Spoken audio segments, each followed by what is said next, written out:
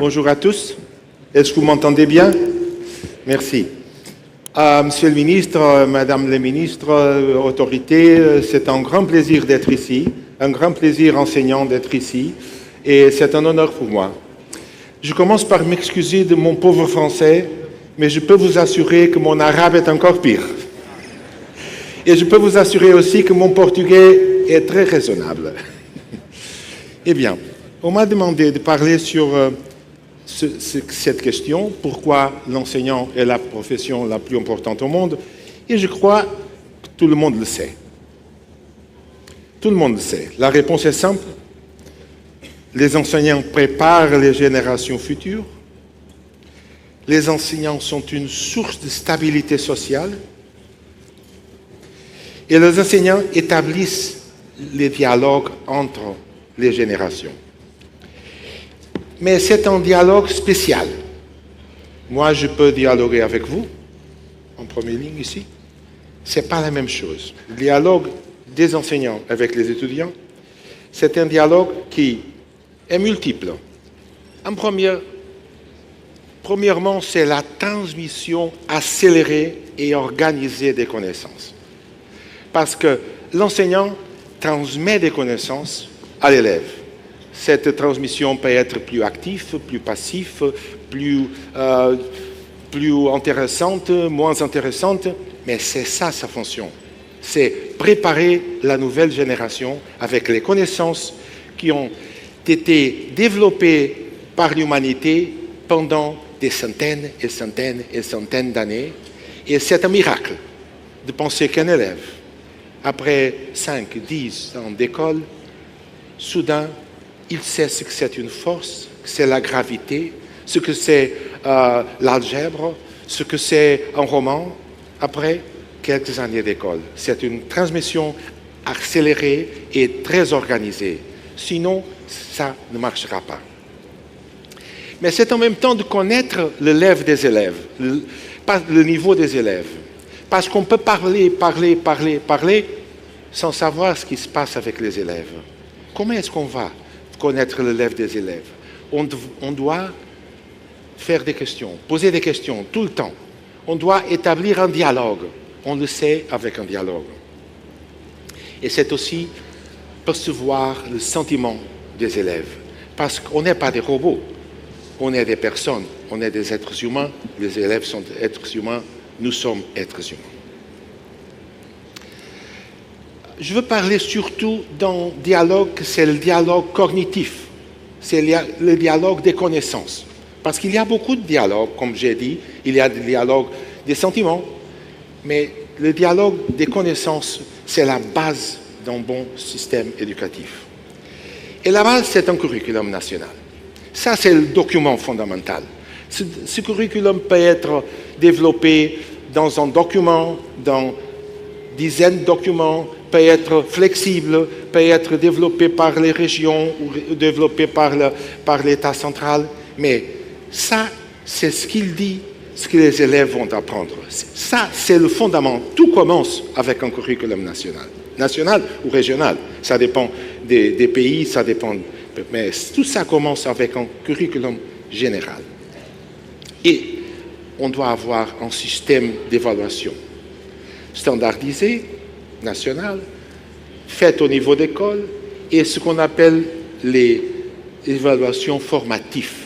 Ce sont des évaluations qui se font seulement pour améliorer les connaissances. On n'a pas l'objectif de donner une note, de faire une classification, d'évaluer les étudiants. Et un système d'appui pour les élèves avec plus de difficultés. Je dirais, de mon expérience, l'expérience que je connais au monde, ces trois piliers sont les piliers fondamentaux d'un bon système éducatif. Mais il y a un partage de responsabilités, parce qu'il y a le curriculum national ou régional, les évaluations centrales, et il y a aussi l'enseignement local, les évaluations locales, formatives et sommatives. Et quelquefois, on parle de ces deux choses-là, ces deux niveaux, comme s'ils étaient très différents. Ils ne sont pas très différents, ils se complémentent. Le curriculum central, c'est un guide pour l'enseignement local. Et l'enseignant doit adapter la forme de transmission du curriculum national à ses élèves. Il ne peut pas parler sans savoir ce qui est nécessaire pour que ses élèves progressent. Même pour les évaluations, on a les évaluations centrales qui sont nécessaires et les évaluations locales.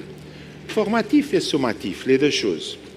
Mais ces deux sont relationnés parce que les évaluations centrales donnent une idée du niveau qu'on doit atteindre et aussi soutiennent les professeurs dans sa classe, les enseignants dans sa classe, parce que soutiennent sa demande d'exigence des élèves.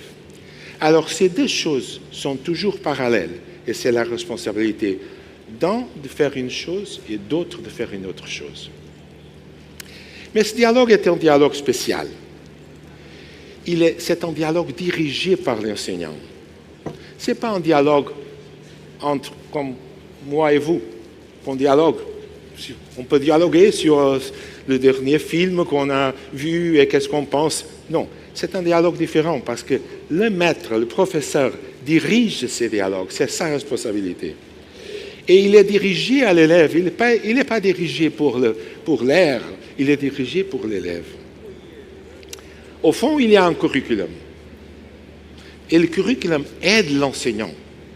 On ne peut pas penser comme dans quelques théories et dans quelques pays se passe, on peut penser que le curriculum, c'est une chose qui est là et on doit faire une autre. Non, le curriculum, c'est une aide pour l'enseignant. Et les examens, au fond, sont aussi une aide pour les enseignants. Parce que les enseignants, et je vais parler sur ces deux choses, le curriculum et après les évaluations. Si on regarde ces pays sont en rouge, qui sont moins bien dans ce moment, en vert sont ceux qui sont un peu mieux, mais ça c'est une carte qui n'est pas la meilleure, parce que si on regarde ici, Singapour, 5,9. C'est Singapour. Ça, c'est les points PISA. Et si on regarde l'Australie, 87. Et c'est une grande différence. Les points du PISA sont des points qui sont difficiles à interpréter, mais beaucoup d'experts estiment que quelque chose comme 30 points PISA, ou 25 disent d'autres, ou 20 disent d'autres, c'est l'équivalent à une année d'école. Une année d'école. Alors ça veut dire que Singapour est bien avant la Finlande, par exemple. Bien avant, 2 ans. Ça veut dire que les élèves de Singapour connaissent, à la fin de la scolarité, sont 2 ans avant les élèves de Finlande. Et la Finlande, c'est un pays raisonnable pour le PISA. Et si on regarde les autres pays comme Pérou, Colombie, Brésil et tout ça, on voit qu'ils sont, combien? 5 ans. 5 ans. Il y a 5 ans d'écolarisation, de différence entre ces pays. Mais regardons les mieux pays, ceux qui marchent le mieux. Singapour, Macao, Taipei, Japan, Corée, Hong Kong, Estonie, c'est le mieux pays en Europe en ce moment. Qu'est-ce qu'ils font pour être si avancés? Ce qu'ils font, c'est qu'ils ont un curriculum très bien structuré. Et ce curriculum est dirigé aux connaissances, est guidé par les connaissances et ce n'est pas guidé par des compétences vagues. Ils ne disent pas « Oh, les élèves doivent avoir un esprit critique ». C'est bien d'avoir un esprit critique, mais pour ça, on doit étudier. Moi, j'ai aucun esprit critique pour la médecine, je vous assure. Mais je vous assure aussi qu'il y a quelques fois que je vois des erreurs dans des démonstrations mathématiques. L'esprit critique devient de la connaissance. Et les pays qui sont mieux sont des pays qui développent les connaissances et après développent les compétences. Mais les connaissances sont la structure du curriculum. Et alors, on dit quelquefois, mais regardons, ça c'est très commun de le dire, Singapour, ils sont des robots, ils n'ont pas d'esprit critique, ils sont des étudiants qui connaissent tout par cœur, mais ne sont pas bons dans l'esprit créatif. Le PISA de l'OCDE a fait pour la première fois une enquête sur la créativité des étudiants et a fait des questions dans le PISA sur la créativité, des questions comme compléter ce dialogue-là. Faites un poster pour annoncer une conférence, pour annoncer une autre chose. Faire un dessin pour illustrer ce conte-là, ce roman-là. Ça, c'est ce qu'ils ont mesuré de créativité. Et après cette enquête-là, et avec les mesures de créativité, on ne peut plus dire que Singapour, Macao, Japon et tout ça, ce sont des pays pas créatifs. Parce que regardez ce qui se passe ici. C'est que ici, on a mathématiques en bas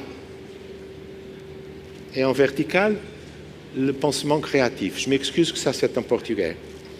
Mais vous voyez que Singapour, Corée, Estonie, Canada sont des pays qui sont bien avant en créativité. Et il y a une grande relation entre les connaissances mathématiques et la créativité. Qui pensera ça? Qui pourrait penser ça? Mais ça veut dire, vous voulez être créatif, étudiez mathématiques. Ça ne devient pas immédiatement, mais c'est une chose bonne pour la créativité, c'est d'étudier et de connaître des mathématiques et des sciences et de la langue, bien sûr. Alors, et en même temps, j'ai dit que ça, c'est le curriculum bien structuré. Et la deuxième chose que j'ai parlé, c'est l'évaluation. Et j'ai dit que les examens aident l'enseignant. Alors, voyons, il y a des études internationales qui montrent bien l'importance des examens centrales. PISA a apporté tant de données qu'en 2005, on a déjà été capable de voir l'association entre les examens dans certains pays et les résultats de ce pays en termes cognitifs. Et ça, c'est une étude, une des premières études qui ont été faites et qui montre, ici, ce graphe, le zéro, c'est comme que pas d'examen et des autonomies scolaires. Alors, on est là. Appelons ça zéro. Et après, on peut s'améliorer. Par exemple, si on fait de l'autonomie scolaire, les choses s'améliorent un peu. Alors, l'autonomie, c'est bien. Si on fait examen central et pas d'autonomie, les choses s'améliorent encore plus. Mais le mieux, c'est quand les examens centrales sont associés à une autonomie d'école. Ça, c'est de la responsabilité. C'est de l'autonomie, mais de la responsabilité. Et ça, pour la plupart des pays étudiés, c'est ce qui marche le mieux. Ça, c'est fait en 2005. Mais aujourd'hui, on a beaucoup plus de données. Et PISA, Teams et ces enquêtes internationales ont fait une chose, ont apporté des données qu'on n'avait pas avant. Pensons ça. Maintenant, sur PISA, sur Teams, sur Pearl, sur ces enquêtes internationales, on a des données sur des millions d'étudiants, sur des dizaines et dizaines, presque une centaine de pays, et sur données qui viennent de 1995 jusqu'à aujourd'hui, 2022, c'est le dernier PISA. Alors, on a beaucoup de données. Et ces données ont été étudiées par un autre groupe d'économistes, et par d'autres personnes, mais cette étude-là, c'est séminale, comme on dit, ce que je vais vous montrer, que c'est de deux économistes d'éducation. Eric Hanushek, c'est peut-être le meilleur économiste d'éducation qui existe dans ce moment au monde, c'est un des deux plus cités, et Annika Bergbauer. Et ils ont regardé le PISA et ces enquêtes internationales et ont vu ça. Qu'est-ce qui se passe quand un pays introduit des examens? Et qu'est-ce qui se passe quand un pays retire, abandonne les examens? Et ça, avec des données de 1995 jusqu'à 2022, ça nous apporte beaucoup de données sur beaucoup de pays. Et les conclusions, j'ai des graphes ici, je ne vais pas... 2 millions d'étudiants, 59 pays. Je ne vais pas entrer dans les graphes, mais je vais vous dire les conclusions centrales. Et les conclusions sont, pour les pays moins performants, les tests standardisés externes sont très importants. Pour les pays plus performants, ce n'est pas exactement la même chose. Et même si on fait des tests tous les jours, comme quelques pays ont fait, ça, c'est pas bon. Mais regardez nous-mêmes, regardez le Portugal, regardez le Maroc, on n'est pas encore très performante. Alors, on a besoin des examens, on a besoin d'évaluation centrale. Ça améliore notre système. Je ne veux pas entrer dans les problèmes politiques du Maroc, pas du tout. Ça, c'est pour Monsieur le ministre, mais pour vous de discuter tout ça. Mais ça, ce sont les enquêtes avec beaucoup de pays et avec beaucoup d'étudiants. Mais il y a une autre chose aussi. Il y a une autre chose qui c'est l'évaluation formative. Et quelquefois, les personnes disent « Oh, c'est pas pour avoir des tests qu'on apprend. On apprend quand on enseigne, quand on étudie. C'est pas pour faire des tests. » Mais la psychologie cognitive moderne n'est pas d'accord avec cette idée. Et à la fin du XXe siècle, et après, au début de ce siècle-là, ont été fait beaucoup d'études sur ce qu'on appelle l'effet test. Effet test. Par exemple, si un étudiant lit un livre d'histoire et va étudier l'histoire, et après il va étudier pour un test le jour suivant, ou il va étudier pour la classe, et il lit le livre une deuxième fois, qu'est-ce qui se passe avec cet étudiant? Il lit le livre une deuxième fois et il dit « Ah, ça je connais. Ah, ça je connais. Ah, j'ai déjà vu ça. Ah !» Il ferme le livre. C'est ce que les psychologues appellent l'illusion de la connaissance. Parce qu'on a entendu quelque chose là. Ça nous rappelle quelque chose. On pense qu'on connaît ce sujet-là. C'est pas vrai. C'est pas vrai.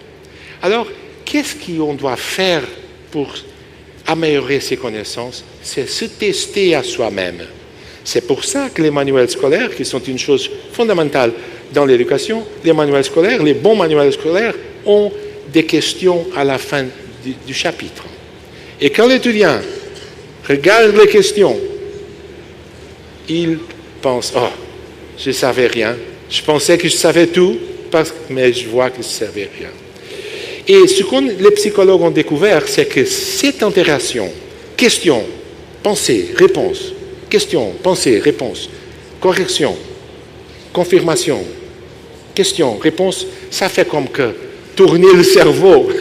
Et ça améliore les connaissances. Et dans les paroles des psychologues modernes fondateurs de ces études-là, le cerveau, ce n'est pas comme un ordinateur. Parce qu'un ordinateur, quand on a quelque chose en mémoire, ce n'est pas pour le retrouver beaucoup de fois que la mémoire est plus solide. Non. Mais pour le cerveau, non. Quand on retrouve les mêmes choses beaucoup de fois, la mémoire se développe et se consolide. Et chaque fois qu'on pense encore sur ce sujet-là, on va penser d'une façon un peu différente. On va faire des relations un peu différentes. Et ça va nous aider à consolider nos connaissances. Ça paraît qu'il y a une vie propre. Et ici, j'ai 4, je m'excuse encore, c'est en portugais, 4 choses importantes de la psychologie cognitive moderne. La première, c'est la pratique de la récupération, c'est ce que je dis, c'est l'effet test. La deuxième, c'est étudier d'une forme décalée, pas toujours tout dans une soirée, étudier un jour, la semaine prochaine encore une fois et tout ça. La pratique intercalée, ça veut dire n'étudiez pas les mathématiques tous les jours et le jour suivant étudier seulement de l'histoire. Non, un peu d'histoire, un peu de mathématiques, 1 heure d'histoire, 2 heures de mathématiques, quelque chose comme ça, c'est mieux.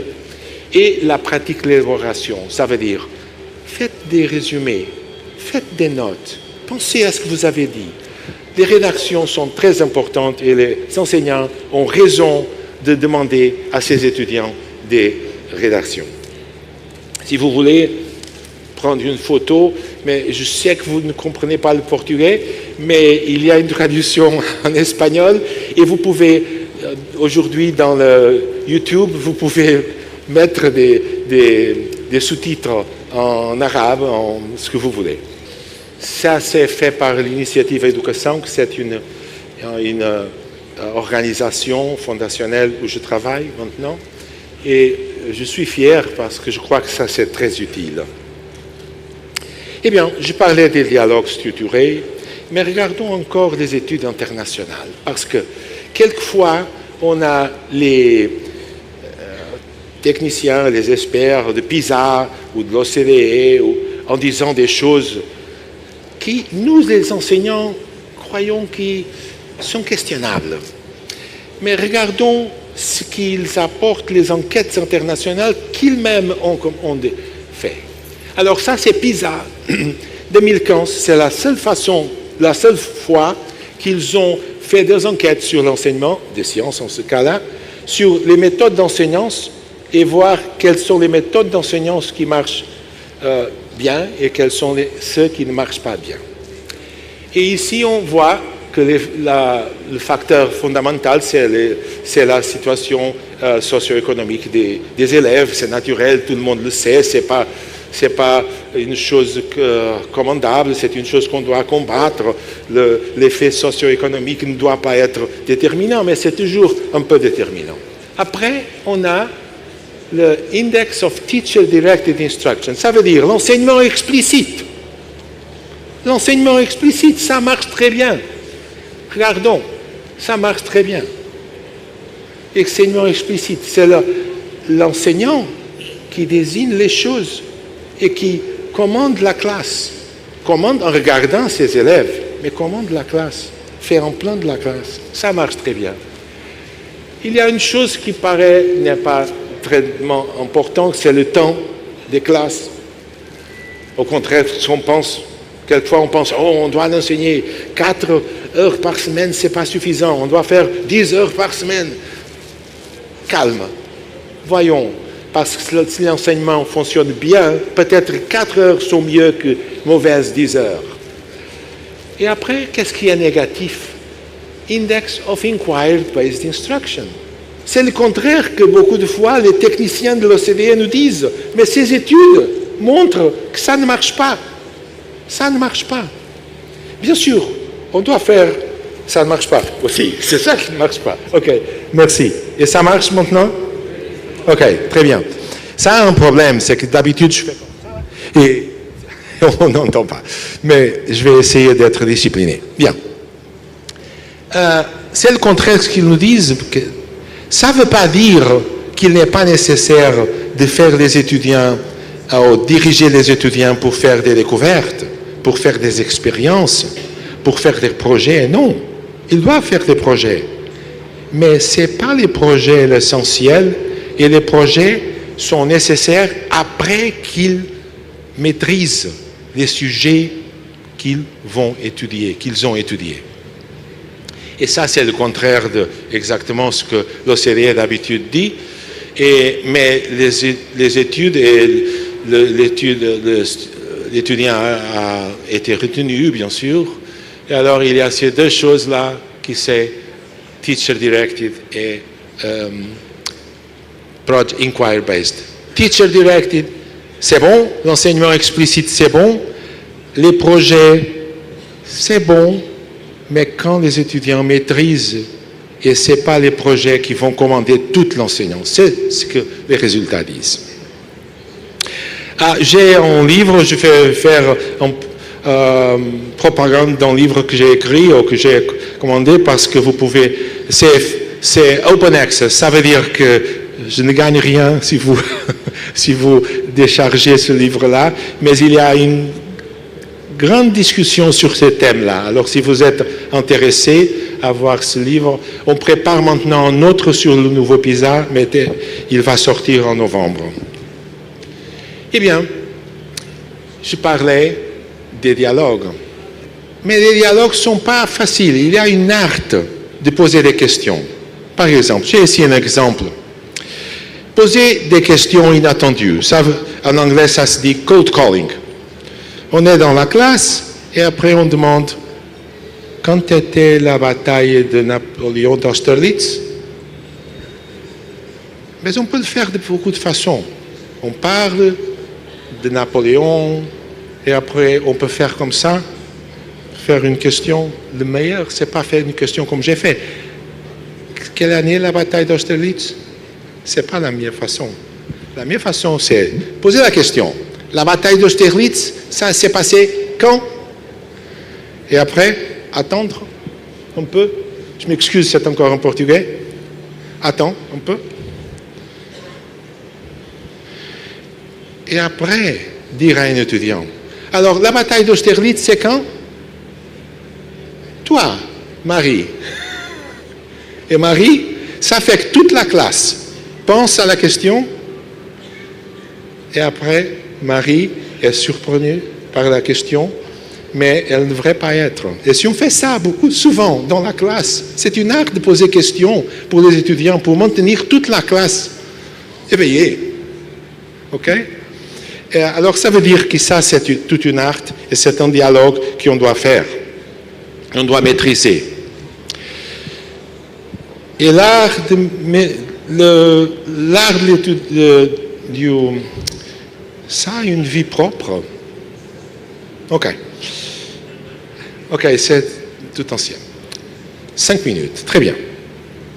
Alors, j'ai parlé du curriculum central, j'ai parlé de l'art de l'enseignant, et l'enseignant a le curriculum et des évaluations centrales qui donnent des objectifs. Et ça, c'est très important que tout le monde connaisse. Et c'est très important que les étudiants sachent ça. Ça, c'est ce qu'on doit faire. Ça, c'est ce qu'on doit maîtriser. Mais après, il y a la réalité des étudiants. Et c'est pour ça que je dis, on ne peut pas parler. On doit parler, on doit questionner les étudiants, on doit être dans un dialogue permanent. Et ça sont les difficultés de l'enseignant. Aujourd'hui, on parle beaucoup d'une chose qui s'appelle